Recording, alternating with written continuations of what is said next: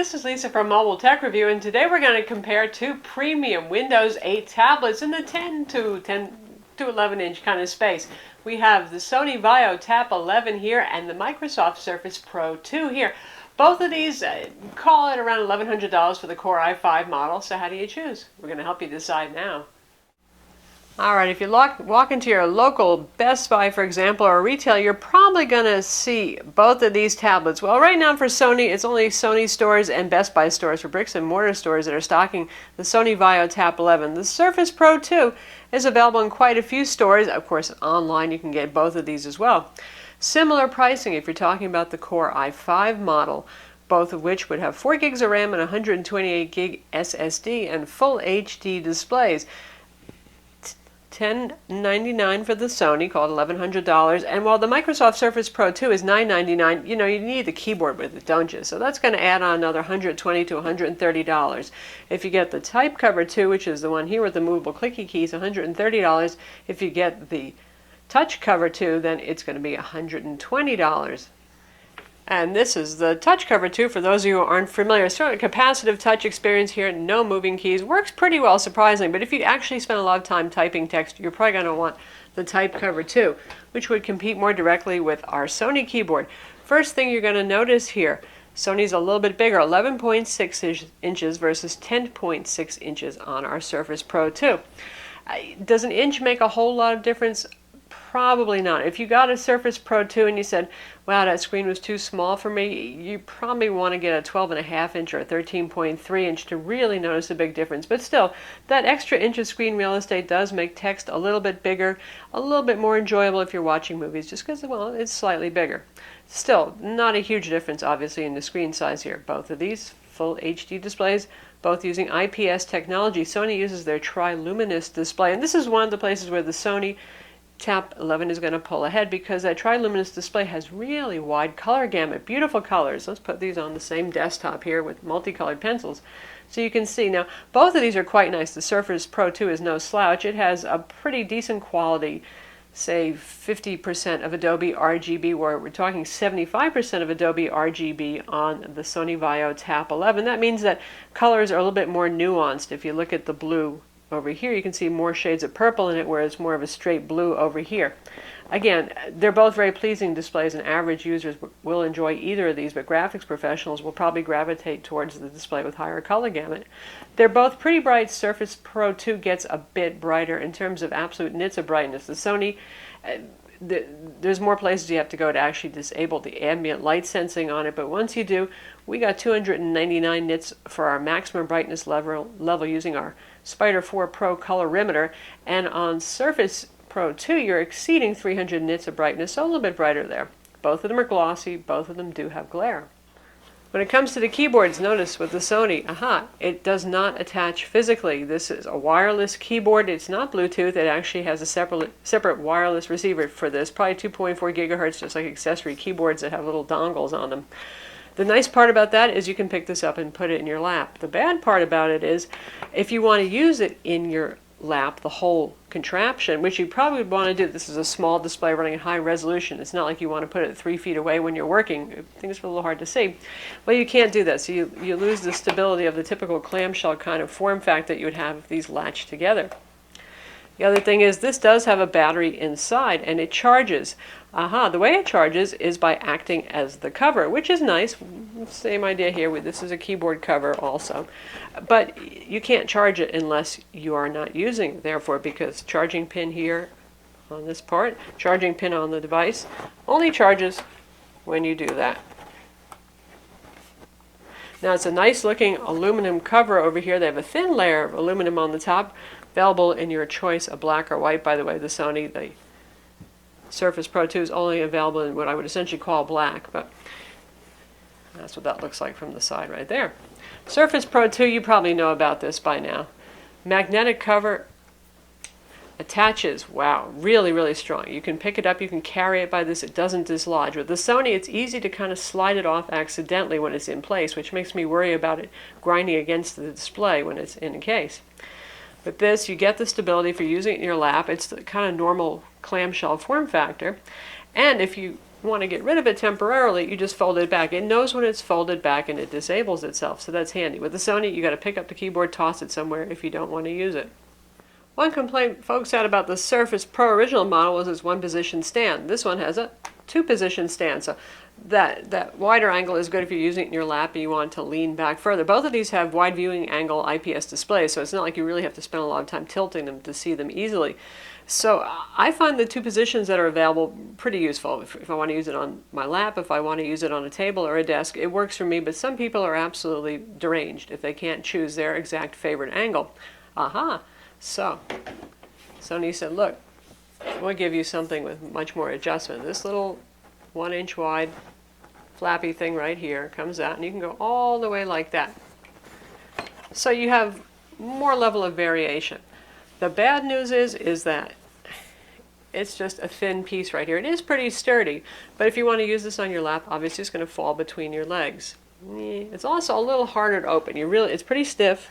It does have a nice rubber tip, but you kind of have to turn it around and consciously look. Oops, see, the keyboard just slid off on me right there when I was trying to pick it up. So a little bit more fiddly. Now our Surface Pro 2 has a wide apron over here. Good for using on your legs. Very stable.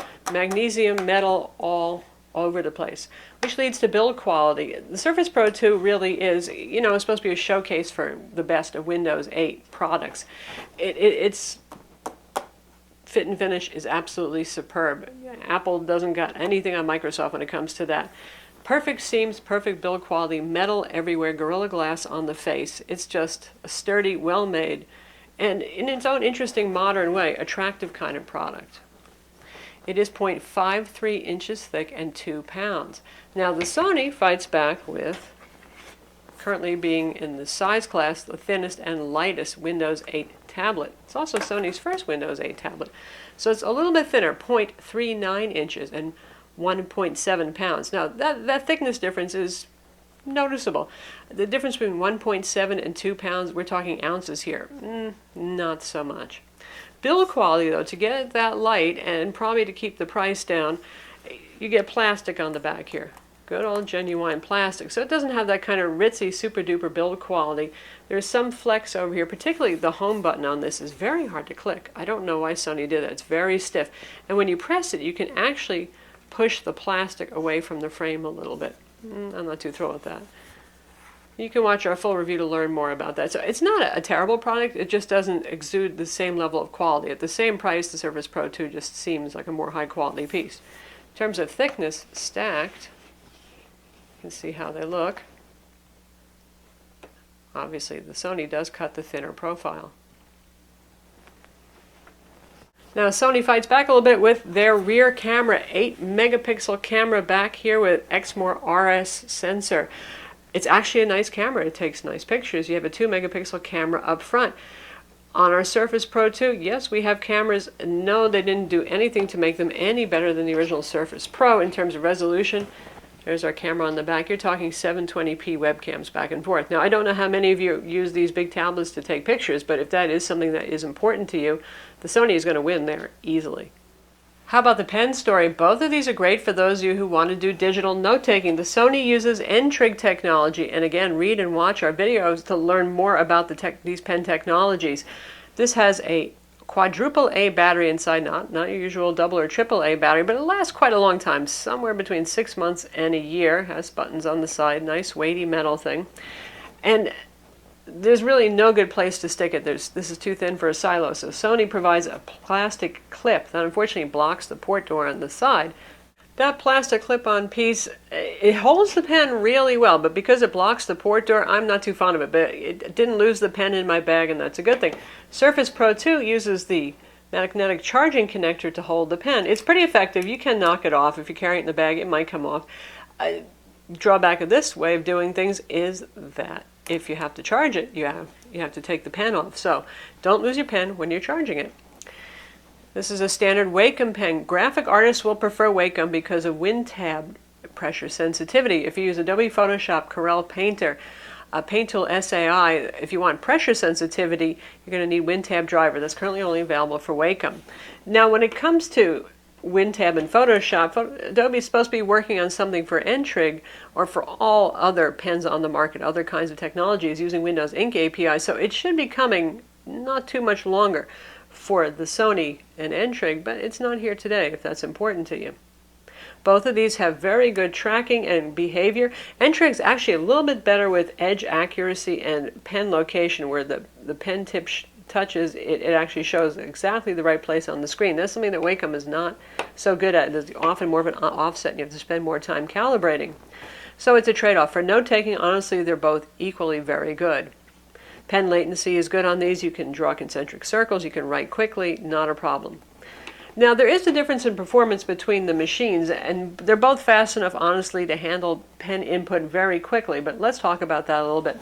With our Sony VAIO Tab 11, Sony offers 3 different configurations, actually. There's the $799 base model that they priced and made, I think, just to steal people away from Surface Pro 2 and other lower-priced Windows 8 full-core tablets.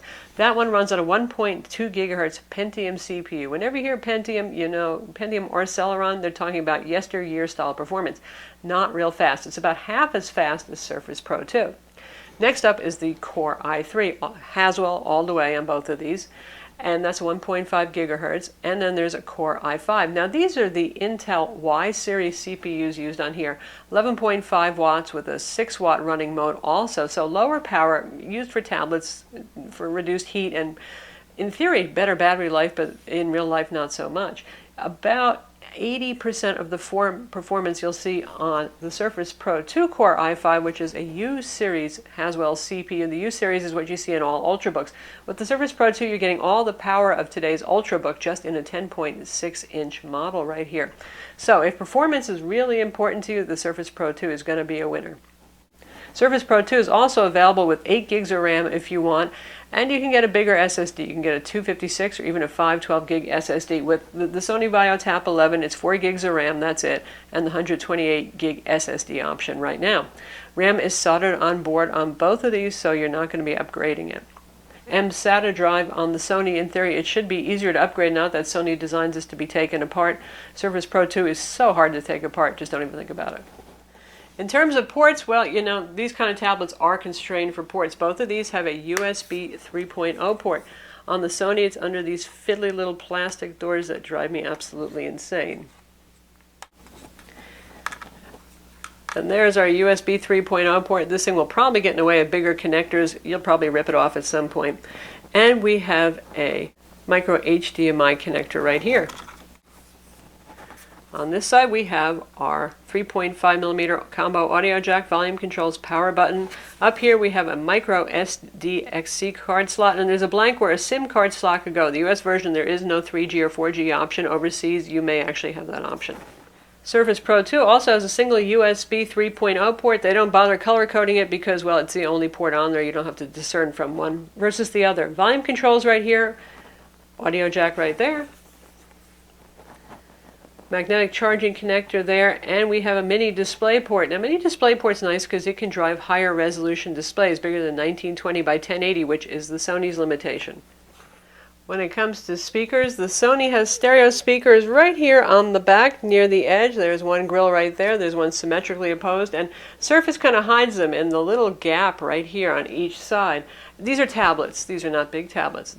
You're not going to get awesome, amazing bass on either of these or wildly great volume, but they're both loud enough to hear in a moderately noisy room. They're pretty adequate. Surface Pro 2, I'd say, has a slight bit more bass here, but we're not talking awesome on either of these, and we'll play a video so you can hear. And let me just get off topic for a minute. If you want to see the difference in brightness between the two of these are both set to maximum brightness with ambient light sensing turned off, so you can see that the Surface Pro 2 is the brighter tablet. But now let's check the speakers.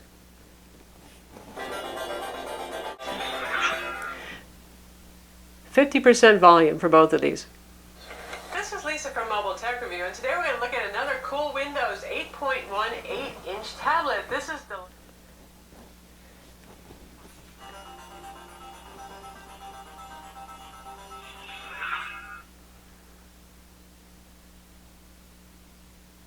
This is Lisa from Mobile Tech Review, and today we're going to look at another cool Windows 8.1 quieter, thinner sounding on the Sony. This is the Lenovo Mix 2 with two eyes first off. Why? We don't know. Speaking of video playback, both of these can handle 1080p video playback, no problem. Even if you go with the lowly Pentium model on the Sony VAIO Tab 11, these are full Windows 8 64-bit PCs. They can run iTunes, Photoshop, all that kind of stuff. Neither of them is really a gaming PC, let me put it that way, but with this guy, say you get the Core i5, you get Intel HD 4200 graphics versus 4400 graphics on the Surface Pro 2. You can tell the number's bigger, it means it's faster. I do play things like Civ 5 and Left 4 Dead 2 on the Surface Pro 2, and they run actually just fine, even Civ going up to full HD resolution. The Sony VAIO Tab 11, not so much. I mean, you could play Civ on it, yeah, I would. Left 4 Dead at a lower resolution, but anything beyond that, not so much. Between these two, the Surface Pro 2 is certainly going to be the stronger gamer. Let's talk keyboards. You would think the Sony keyboard would be the absolute winner, and yes and no. It's bigger, obviously. 11.6 inches affords more room than it does for a 10.6 inch. So you can see the difference in the amount of keyboard space that you have right there. Definitely in the Sony's favor there. A nice island-style keyboard. I think we're all used to those chiclet-style keys right now. For something that's this thin, the key travel isn't bad at all. It's not too bad to type on. One thing that does surprise me, though, something that's this thin, you can see the flex right here, the trampolining, typical of a non-unibody metal laptop kind of thing. That's a little bit annoying. Given that it does have some metal over here, I wouldn't expect much flex, but if I put it down on an uneven surface like this, sometimes you can actually feel it and the trampolining becomes more severe. So oddly, I find that this one needs a more stable surface than the Surface keyboards do. But roomier, if you have big hands particularly, this is going to feel nicer. No backlighting on the keys. Trackpad, a weird pebbly kind of texture here that I'm not too fond of. No multi-touch gestures really on either of these to speak of. This is bigger than the Surface Pro 2 keyboard, trackpad area rather, but it's pretty flaky in the way it behaves. So there, you can actually disable it. The on-off switch here, the far right switch position is to disable the trackpad in case you really don't like it. Surface Pro 2, on the other hand, you have your choice. You don't get the keyboard in the box like you do with the Sony, so it's up to you to pick which one you want. If you do a lot of typing, you're probably going to go with the type cover too. Moving keys. About the same amount of key travel as the Sony. Obviously not a chiclet design. There's no room for the space between the keys here. So it's more cramped, yes, but it's actually a pretty good typing experience. And this is a backlit keyboard. No batteries here, by the way. You don't have to charge these things, and they just automatically backlight when you attach it to the surface. And it knows if you move your hand over the keyboard, it'll actually light it up for you in a dark environment. So a small keyboard, but really a very good keyboard. And it's pretty darn stiff, surprisingly, for something this thin. And even when having an uneven surface, it really doesn't make a difference. There's no trampolining going on here. For those of you who don't type as much, you just want screen protection and some way to input short emails, URLs, there is the touch cover too. This is touch only. These keys do not move. There actually is a little space between these keys. Works better than you might expect, much better than the first generation touch cover.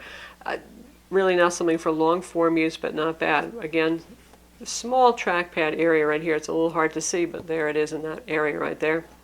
Smaller even than the Sony, but it does behave in a kind of predictable fashion, whereas the Sony can be a little bit jumpy. Again, even though it's thin, and obviously you could twist it if you want, put something underneath it, it really doesn't matter. It doesn't move around, so that's what I mean about the surprising part is that these are actually better on uneven surfaces. And touch cover 2 is also backlit, which is pretty darn cool. How about battery life? Again, Surface Pro 2 is going to pull ahead here. About 6 hours of battery life, the same mixed-use test that we use on all of our tablets, which means doing email, web browsing, streaming a 45-minute episode on Netflix, playing music in the background, using MS Office, all that kind of stuff. 6 hours for Surface Pro 2, 4.5 to 5 hours with the Sony VAIO Tab 11. It's thinner, it's lighter. Guess what? That means there's not as much room for a battery, so it has a lower capacity battery. Both of these have fairly compact, I'd say about laptop-sized chargers, not giant ones. This is the one for the Surface Pro 2. Has a USB port so you can charge your smartphone, whatever it is, on there. Magnetic kind of connector over here.